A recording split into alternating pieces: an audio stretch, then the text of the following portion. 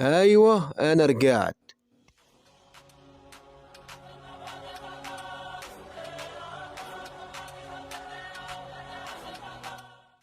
بداية كده وقبل اي حاجة انزل اشترك في القناة وفعل الجرس اللايك الجميل بتاعك. طبعا النهاردة يا جدعان عودتنا ان شاء الله.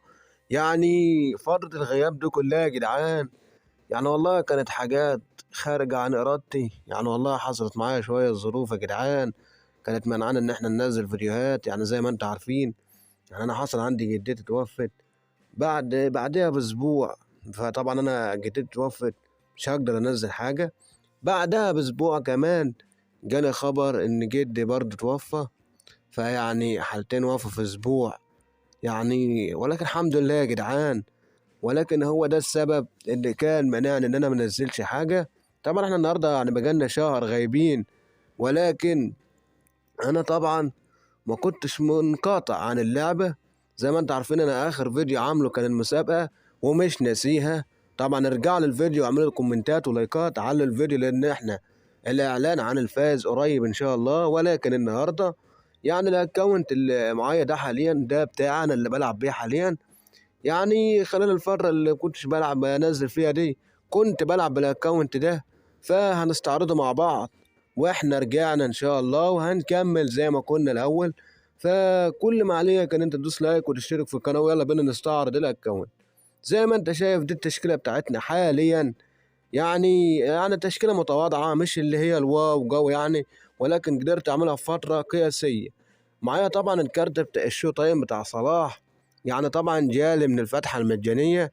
لما نزل الباك خدنا كلنا طبعا محاولة مجانية على الباك.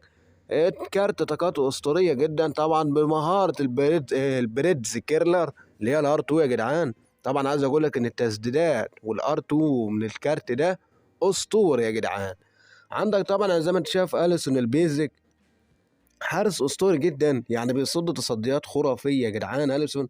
عندنا كارت كافارديول ده يا جدعان اللي هو كان نزل في الدوري الانجليزي، يعني بيلعب بيلد اب، بيلعب معاك ال بي وسي بي. كارت جامد جدا يا جدعان جافارديول، واللي ضاع عليه الكارت ده ضاع منك كنز حرفيا. اللاعب مؤثر جدا معايا يا جدعان، طاقاته كويسه جدا سواء دفاعيه وعنده الباصات برضه كويسه، بيحل لي مشاكل كتير صراحه. طبعا عندك خيمينيز كلنا جبناه من عقود الترشيح وعارفينه. عندي الكارت بتاع كانسيلو يا جدعان ده اللي هو كان نزل في دوري الابطال طلع لي. هرنانديز طبعا كلنا واخدينه. ديكلان رايس برضه كلنا واخدينه نفس الكلام. يعني عندك بعد كده ديبول يا جدعان، يعني لاعب جوكر. زي ما انت شايف الخريطه بتاعته يلعب في اماكن كتيره جدا، ممكن يحل لك مشاكل كتيره جدا. طاقاته زي ما انت شايف قدامك الراجل ده يا جدعان، بعيدا عن الطاقات دي هتقدر تستفيد بيه هجوميا ودفاعيا، عنده عرضيات كويسه جدا. فديبول يا جدعان لاعب جامد جدا. عندك بعد كده قدوس ده يا جدعان من اقوى وافضل اللعيبه اللي انا لعبت بيها في اللعبه حاليا. هتستغرب من الكلام اللي انا بقوله لك، ولكن عايز اقول لك ان قدوس ده اسطوره يا جدعان. بعيدا عن الطاقات اللي انت شايفها دي، قسما بالله لاعب اسطوره يا جدعان. يعني حاجه كده تقدر تقول زي ميسي البيك تايم اللي هو ال 104. طبعا هتقول لا عبيط، ولكن اللي معاه النسخه دي هو عارف انا بقول ايه. فيكتور اوسيمين بتاع دوري الابطال طبعا يا جدعان طلع لي. عندي نيمار، طبعا انا جبت نيمار. فدي التشكيلة الأساسية بتاعتي، قول لي رأيك طبعا في الكومنتات. بالنسبة للدكة، إيميليانو مارتينيز نسخة نجوم الأسبوع ده كان طلع لي. عندك ليونيل ميسي طبعا كلنا واخدينه. عندك صاحب مارادونا، الكارت بتاع مارادونا يا جدعان، يعني أنا خدت الفتحة المجانية طلع لي منها أقوى واحد بمارادونا. بعديه طبعا كوستا كورتا، بعد كده رونالدو، بعد كده الحارس اللي ملوش لازمة. طاقاته كويسة جدا يا جدعان. طبعا انا ما بستخدموش بحطه على الدكه لان انا بستفيد بيه الشوط التاني هو وميسي، لان زي ما احنا عارفين ان اللعبه دي الاستامنا بتاعتها بتخلص بسرعه الاستامينا. بعد كده عندك الواد جونينتو يا جدعان او جالينو، بيلعب في مركز ال ام اف بديل. عندك دي بروين، تخيل دي بروين بديل قدوس. عندك سولانكي لعب معايا يا جدعان 32 ماتش، جاب 18 هدف، عامل 4 اسيست. عايز اقول لك ان الراجل ده مشاكس، طاقاته عفوا يا جدعان، طاقته جامده جدا. اسطوره يا جدعان سولانكي، عنده مهارات طبعا والفينش، وبيلعب بالهيد برضه كويس جدا سولانكي. عندك بيليجريني جامد جدا يلعب معاك سي ام اف او صانع لعب. طبعا فلاوفيتش جامد جدا يا جدعان بيزك طبعا.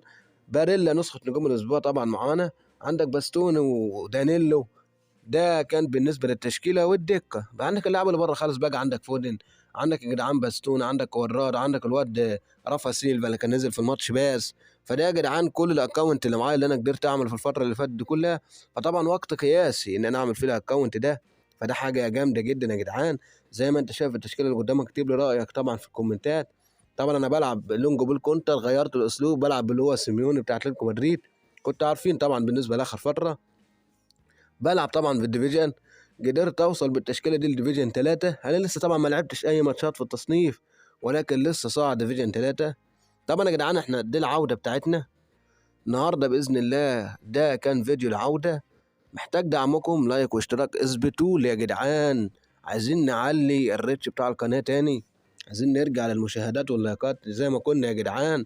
طبعا يعني احنا بقالنا شهر حاليا غايبين. طبعا بكره يا جدعان عارفين رسم خلاص ان اللعبه نزلت. هينزل معانا كارت نجوم اسبوع لصلاح بوستر زي ما انت شايف قدامك كده يا صاحبي. ده بقى رسم معانا خلاص. بالنسبه لبيكن باور يا جدعان فهنشوف هينزل ازاي. ده كان الفيديو بتاعنا النهارده، لايك واشتراك، اشوفك في فيديوهات تانية كتير. سلام يا اخوي.